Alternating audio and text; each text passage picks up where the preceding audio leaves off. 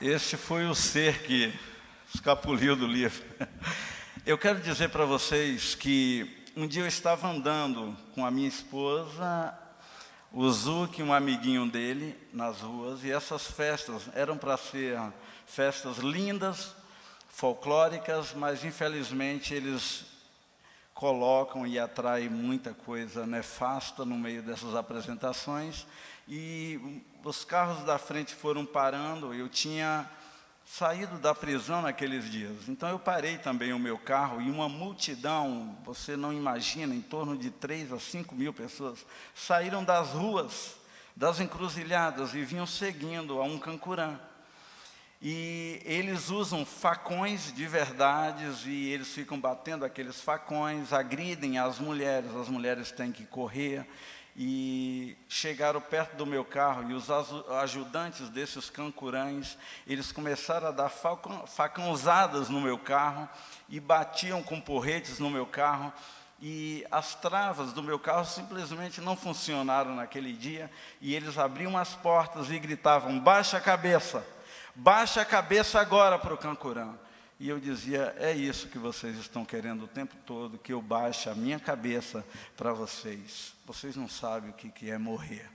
E a Marli chorava, o Zuki e o coleguinha dele choravam, escondidos debaixo dos bancos. E a Marli falava: Zé Dilson, baixa a cabeça. Eu dizia: nunca eu vou baixar a cabeça para as trevas, nunca eu vou abaixar a minha cabeça para o diabo. E eles foram dando pancadas no meu carro, até que o carro da frente conseguiu sair, e eu consegui sair também debaixo de porretadas e facãozadas daquele grupo de cancurãs.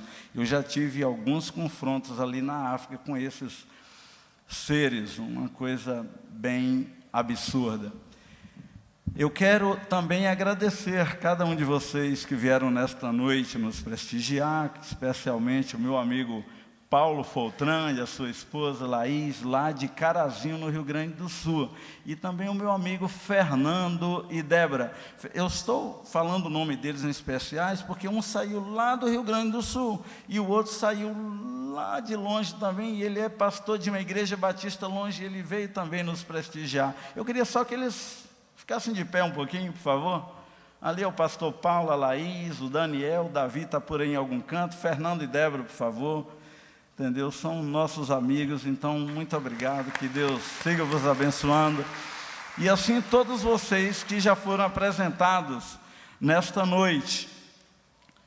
Eu quero dizer para vocês que a vida cristã,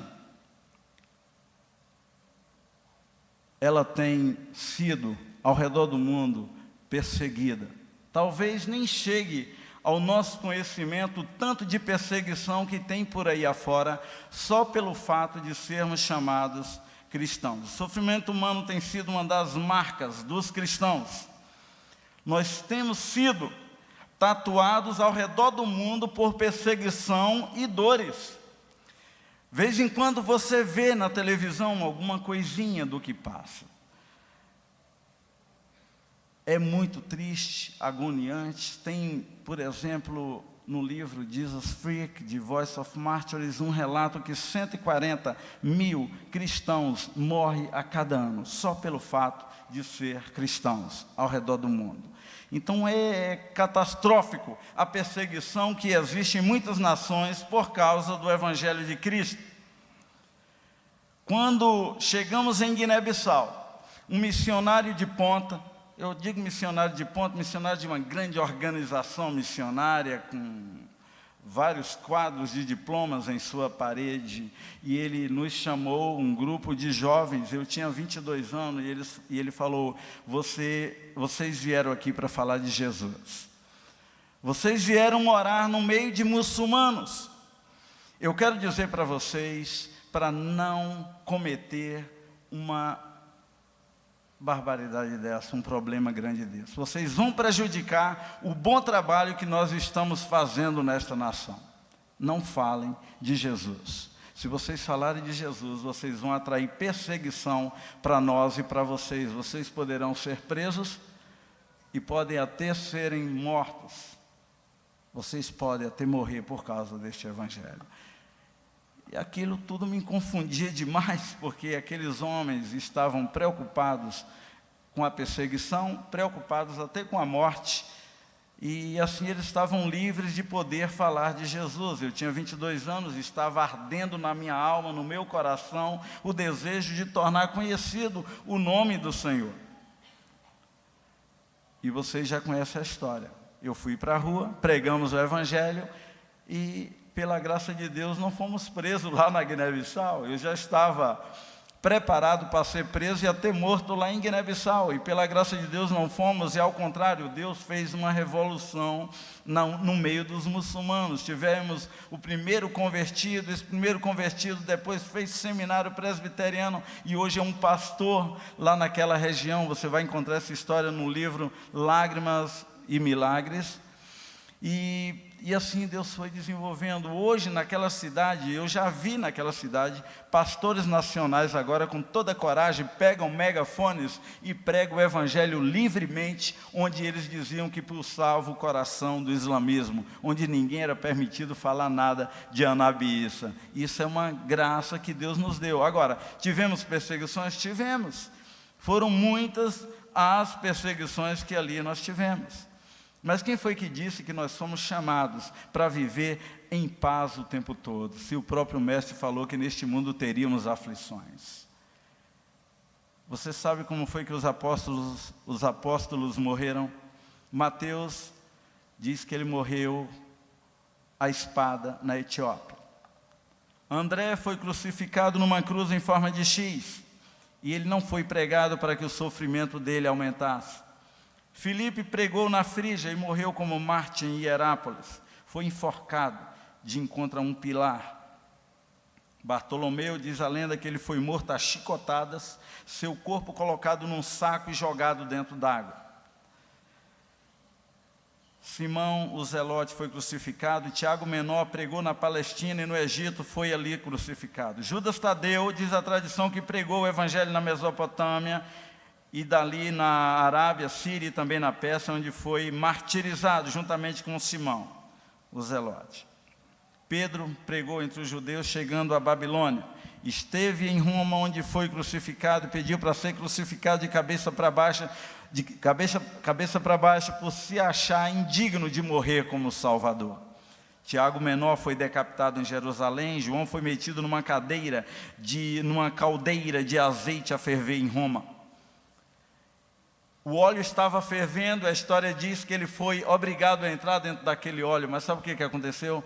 Quando ele entrou dentro daquele óleo, o óleo estava frio, embora estivesse fervendo com fogo. Deus tirou o poder do calor, e João foi o único que não morreu martirizado. Dali Nero pegou ele e o exilou na ilha de Patmos, e foi lá que ele recebeu a revelação de Apocalipse. Deus tinha mais algumas coisas a fazer através do ministério de João. Tomé morreu a flechadas enquanto estava orando. Paulo foi decapitado em Roma por ordem do imperador Nero. Lucas foi enforcado em uma oliveira na Grécia.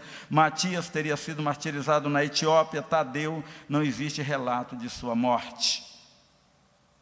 Eu falei de 12 homens. Hoje morre 140 mil cristãos por ano. A perseguição, ela é ativa. Eu gostaria que você abrisse sua Bíblia comigo no livro de Mateus, capítulo 5, versículo 10 e 11.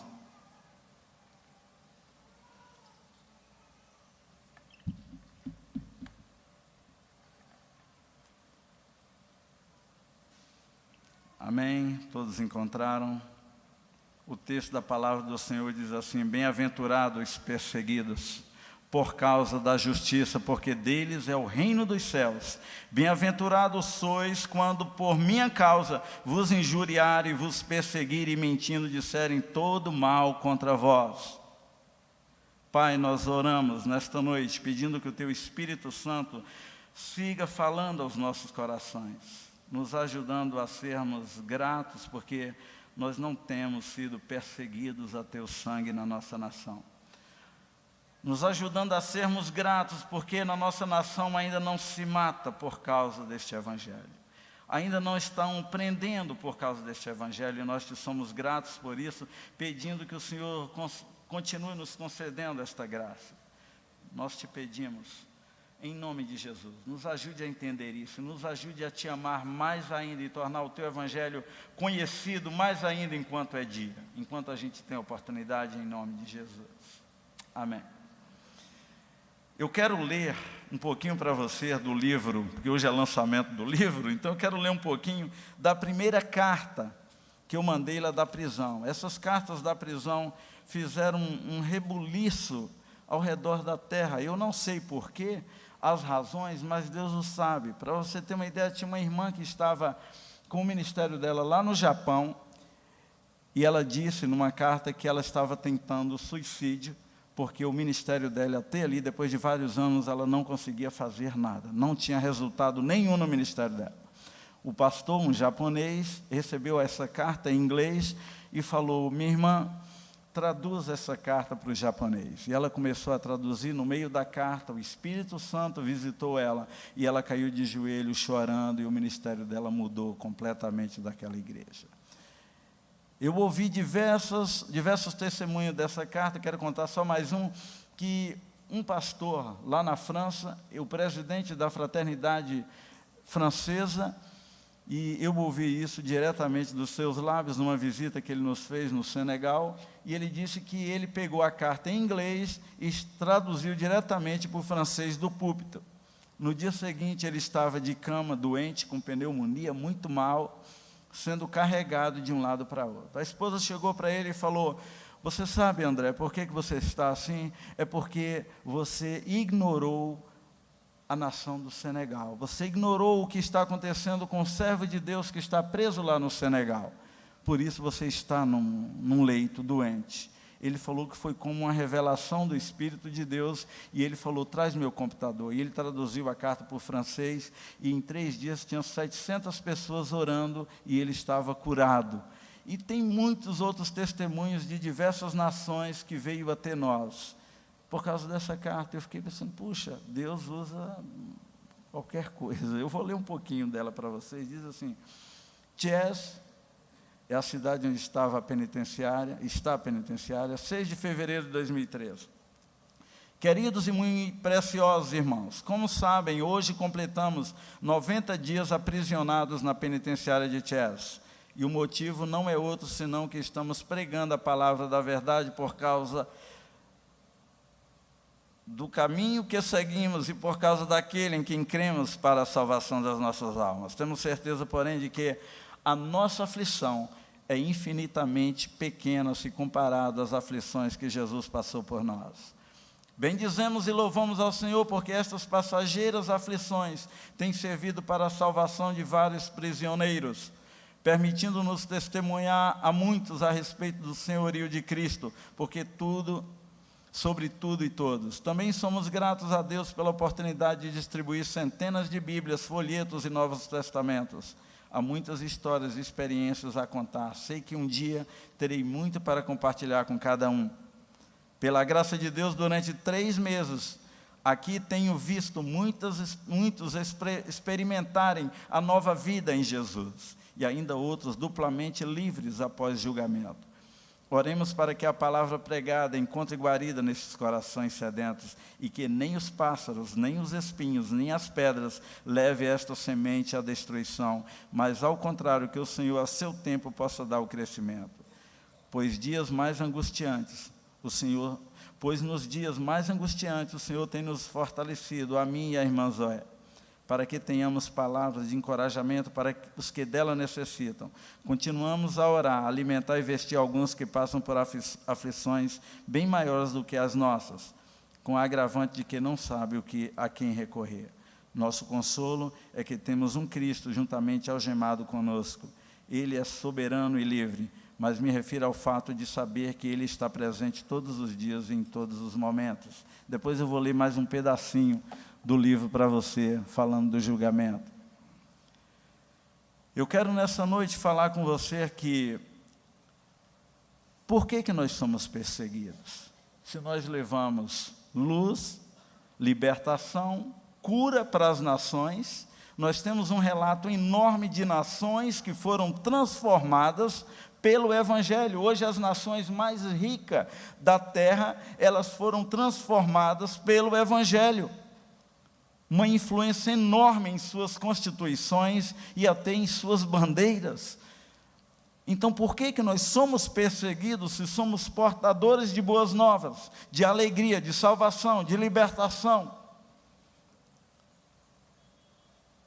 Ruim é quando nós somos perseguidos, porque enquanto formos perseguidos por causa do Evangelho, a gente deve jubilar, a gente deve saltar de alegria, a gente deve festejar. Quando eu estava dentro daquela prisão, não pensa que quando você está dentro de uma prisão é fácil você se levantar e ficar saltando lá na frente, pulando e dizendo glória a Deus, porque eu estou preso. A sua vontade é sair de lá como todo mundo. O pedido de oração dentro de uma cela, de uma prisão, é que Deus possa me libertar daqui de dentro. Você não imagina a angústia que vem na alma da gente dentro de uma prisão. Mas quando a gente está sendo perseguido, e essa perseguição é por causa do Evangelho, a gente deve se alegrar em Deus. E para isso a gente deve pedir graças a Deus. Era o que eu fazia todos os dias. Eu chorei 150 dias naquela cela. Eu acordei todos os dias chorando. Eu acordava e via aquelas grades enferrujadas, aqueles flandres carcomido pela ferrugem, aqueles homens fortes chorando, humilhados, atrás daquelas grades, alguns arrependidos pelas coisas que eles já haviam feito. E alguns deles ali, sem saber, alguns pensando em suicídios, outros já haviam tentado o suicídio ali dentro. Então eu me levantava, ia lá naquele banheiro usado por 45 homens, me ajoelhava e falava: Deus, me dê graça, porque os meus colegas estão em situações piores do que eu, me dê graça para suportar mais um dia aqui dentro. E a graça do Senhor, ela vinha como mágica, e eu me levantava dali fortalecido e saía para fortalecer. Como diz o tema do nosso ano, transformados para transformar.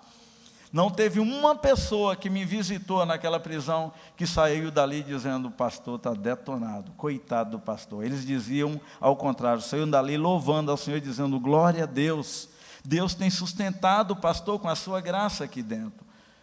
Porque Ele estava nos visitando ali, nós tínhamos condições. Então a gente deve se jubilar quando é por causa do Evangelho que a gente é perseguido. E este Evangelho, registrado em Mateus capítulo 16, versículo 15, ide pregar esse Evangelho, ou enquanto estiver dizendo, pregar este Evangelho a toda criatura, e se você faz isso, e vem perseguição, então salte de alegria, porque você está dentro, no centro da vontade de Deus.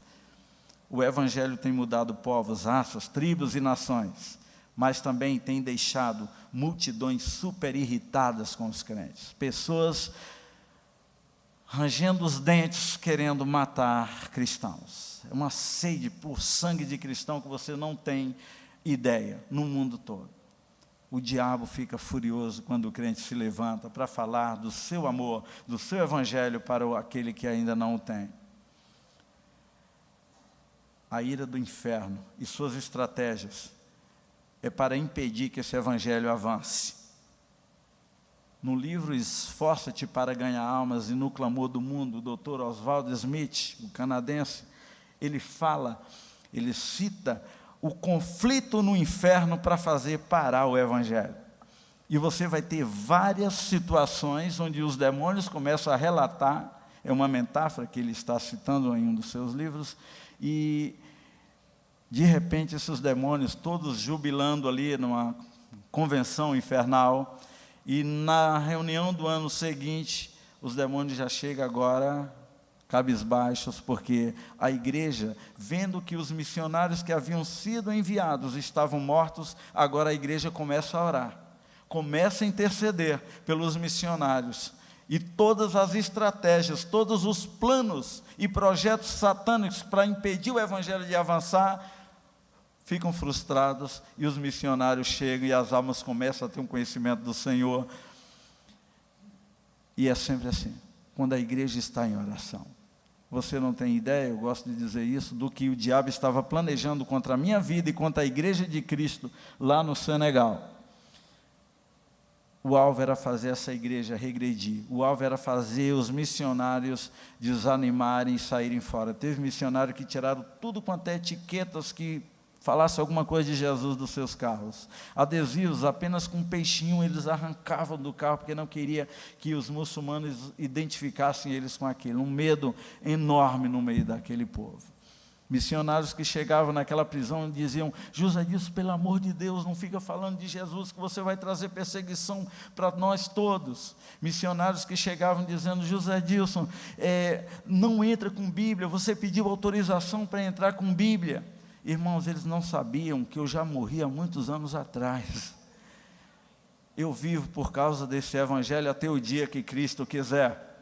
Eu vou continuar pregando este evangelho. Eu não posso viver este evangelho baseado no medo. Eu respeito os irmãos que têm medo, mas quanto a mim, eu quero abrir a boca e falar deste amor, porque eu estava perdido, e este evangelho me alcançou, por causa da graça e da misericórdia do Senhor. Eu não era digno, eu não valia nada, e continuo sem valer nada ainda, mas a graça e a misericórdia de Deus, cada dia mais eu posso sentir, pegando na minha mão, e Deus me chamando, um ser como eu, ser chamado de filho de Deus. Eu quero dizer nesta noite, para você que também não se sente nada, que Deus olha para você e te chama de filho, de filha. Ele te toma pelas tuas mãos e Ele quer compartilhar no teu coração também a salvação em Cristo Jesus. Essa é a boa nova do evangelho, e foi o próprio Senhor Jesus que falou: eu sou o caminho, a verdade e a vida, ninguém vai ao Pai senão por mim. Não tem nada mais precioso do que viver isso, ser agraciado com isso e andar debaixo dessa graça do nosso Senhor Jesus Cristo. Então tome a sua decisão hoje de andar com Ele, de ser fiel a Ele, de servi-lo, de andar seguros na mão do Senhor. Faz isso hoje. As tramas do inferno não podem nos impedir. Eu quero dizer também, quando nós somos perseguidos. Primeiro eu falei, por que somos perseguidos e quando somos perseguidos. Nós só somos perseguidos quando somos fiéis a esse evangelho. Você pode ter certeza que você pode estar a vida inteira sentado numa igreja, ser parte de uma igreja. Se você não viver este evangelho, você nunca vai ter confronto na sua vida, porque você tem um inimigo de crentes de verdade como seu amigo, então ele não vai te prejudicar. Tem a história de um cara que estava em cima do muro, e um grupo de crentes dizendo: meu irmão, não vai para o lado de lá, é perigoso, o diabo está do outro lado, e ele em cima do muro. E alguém chegou e falou: mas Satanás, por que você está aí sentado, tranquilo, não está falando nada? E ele disse: porque quando está em cima do muro, já está do meu lado, por isso que ele não luta tanto. Irmãos, nós precisamos viver este evangelho. Não é só vir à igreja, ouvir e voltar para casa sem deixar o Espírito de Deus te transformar. É preciso você viver e deixar ser transformado para transformar. É esse o tema deste ano da nossa igreja. Nós queremos ver pessoas transformadas, transformando. E você tem essa autoridade porque você tem o Espírito Santo de Deus na sua vida. Mateus 5,11 diz: bem-aventurados sois quando por minha causa vos injuriarem e vos perseguirem e mentindo disserem todo mal contra vós.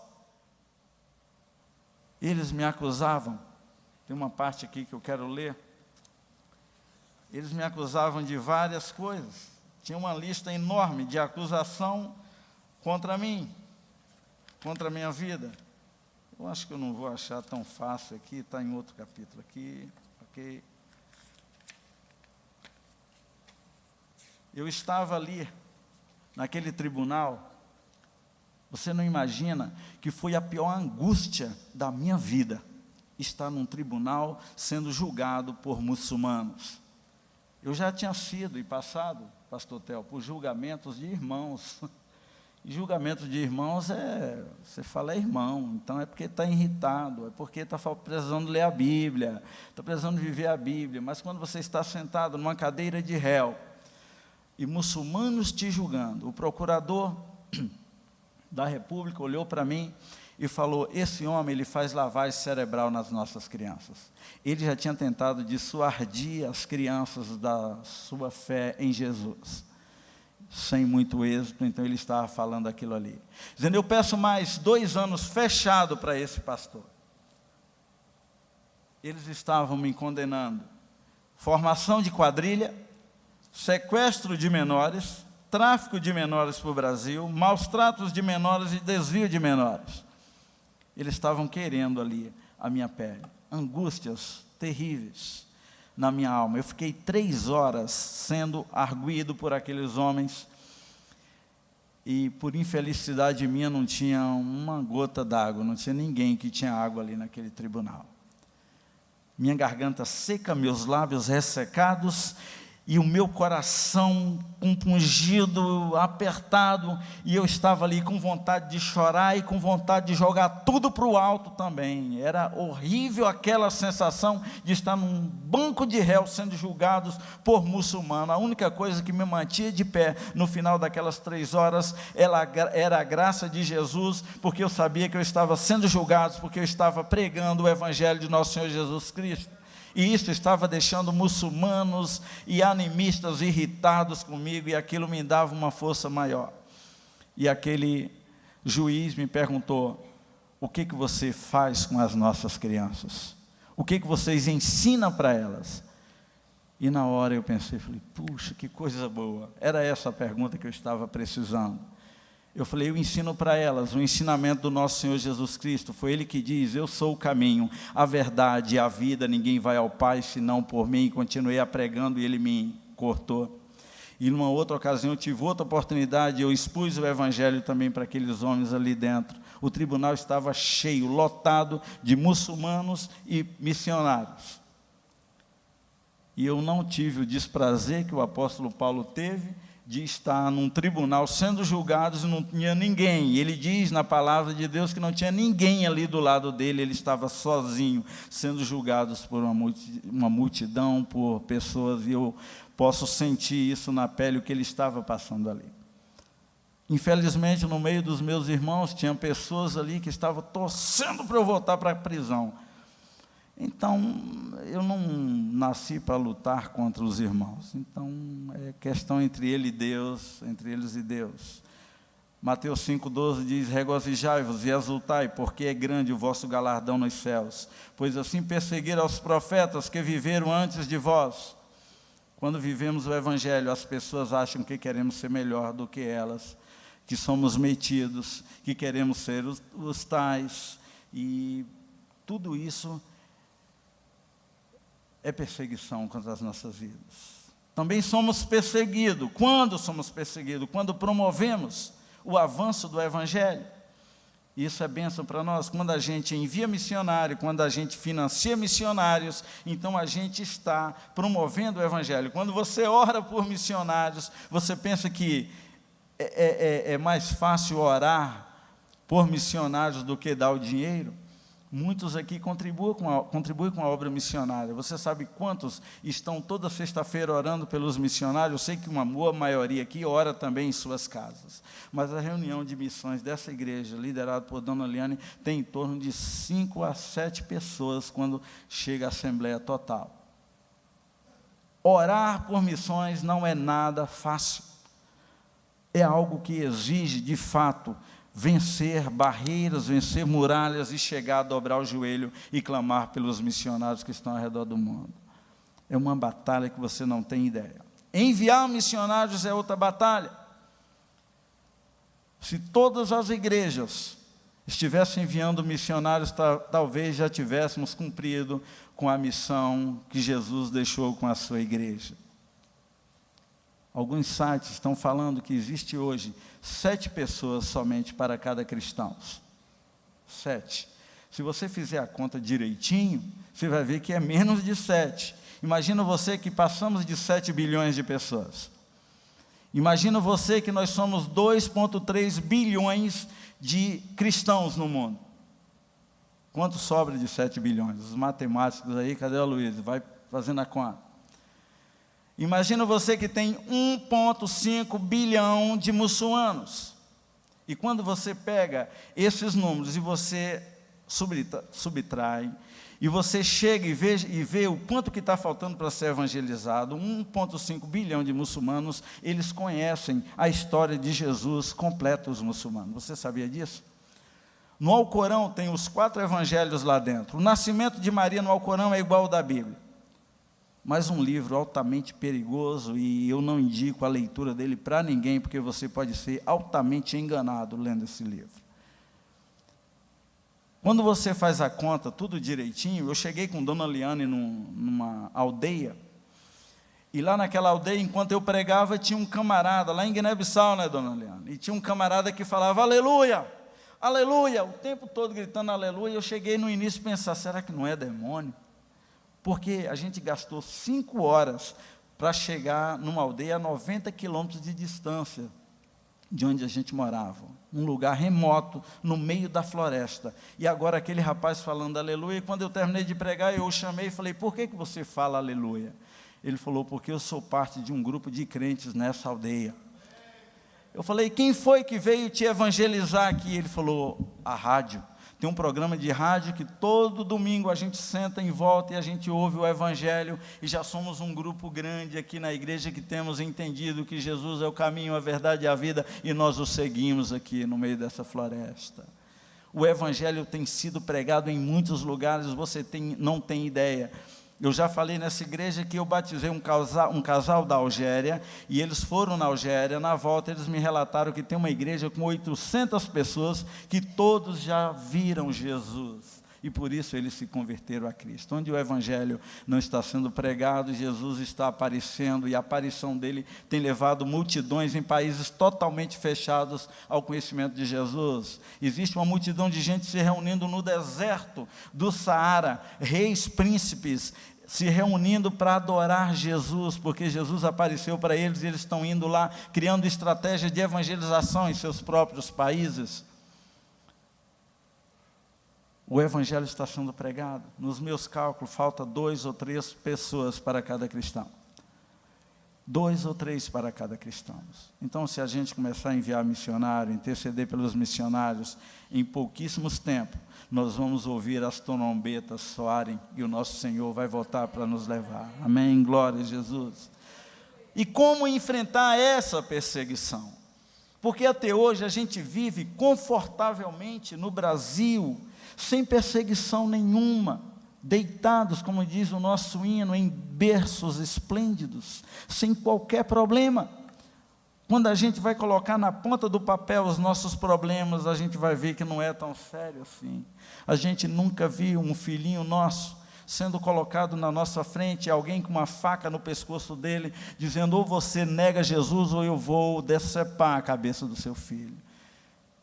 E você vê o seu filho dizendo, pai e mãe, não nega, porque hoje nós vamos jantar com o Rei dos Reis. Vocês nunca tiveram perseguições até o sangue, até a morte. Tem irmãos nossos por aí sofrendo tudo isso. E como é que você enfrenta a perseguição? Com satisfação na sua alma. Quando começa a vir a perseguição, você deixa de ser super sensível. Palavrões, xingamentos, confrontações, ameaças, violências, passa a ser nada para você.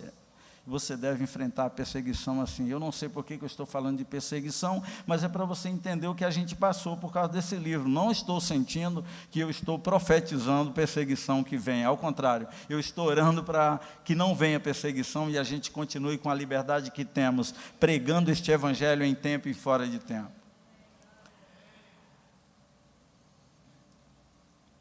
Nós não devemos pagar o mal com o mal. Eu estava em Guiné-Bissau, sendo perseguido pelos meus irmãos. Eu tinha 3 programas em rádios locais, porque eu queria atingir o maior número de pessoas possível. E tinha um outro pastor que tinha um programa também da igreja dele na rádio, e ele ia para a rádio e ele falava mal da nossa igreja. Não vão na igreja presbiteriana, porque eles fazem casamentos de homossexuais. Ele falava isso abertamente na rádio, e eu fui na casa dele, onde você ouviu falar isso? Ele falou, eu li no jornal que a igreja americana faz isso. Eu falei, meu irmão, a gente está no meio de muçulmanos.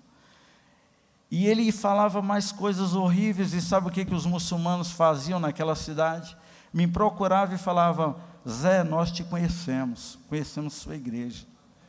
deixa esse cara para lá. Você também tem que começar a falar mal dele nos seus programas de rádio. Eu falava, longe de mim, ele está aflito, está passando por alguma confusão. Teve irmãos que eu estendia minha mão para cumprimentá-los, e pelo fato de ser de outras denominações, eu falava, paz do Senhor, e ficava com a minha mão no tempo, e eles iam embora. Você sabe o que eu fazia? E o país estava em guerra, guerra civil. Eu ia para o mato caçar, porque a maioria deles estavam passando fome. Eu ia para o mato caçar, caçava e voltava e deixava a caça lá na porta da casa deles, e ia para casa, dizendo, Senhor, que o Senhor quebre essa estratégia do diabo. Nós precisamos ser um em Cristo. Precisamos andar na luz, e naquele tempo foi o tempo que a gente colheu mais almas, o tempo que a gente pregou e que teve mais resposta ao Evangelho, porque a gente não estava pagando o mal com o mal. É só você imaginar como Cristo agiria. Eu termino fazendo uma citação de Catacumbas de Roma.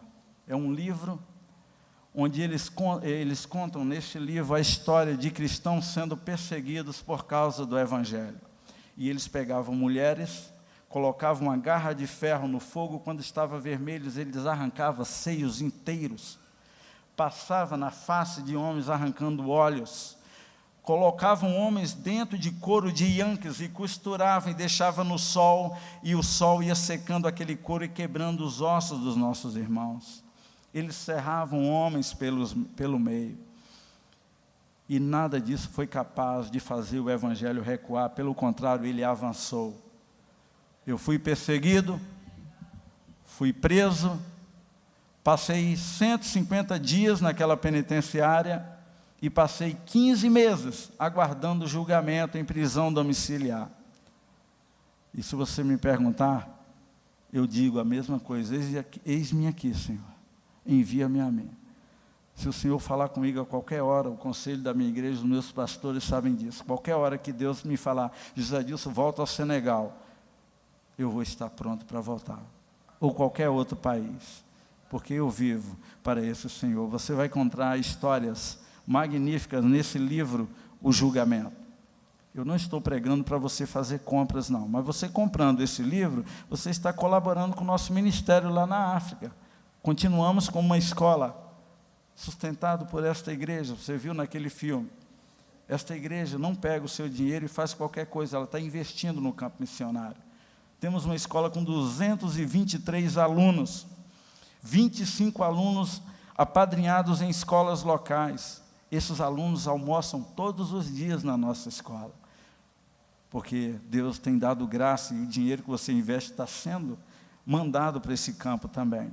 Na Amazonas, na Índia, em bairros pobres aqui, nas comunidades vizinhas. Então, continue sendo parte desse grande movimento. Amém, irmãos? E eu quero só encorajar você de uma coisa.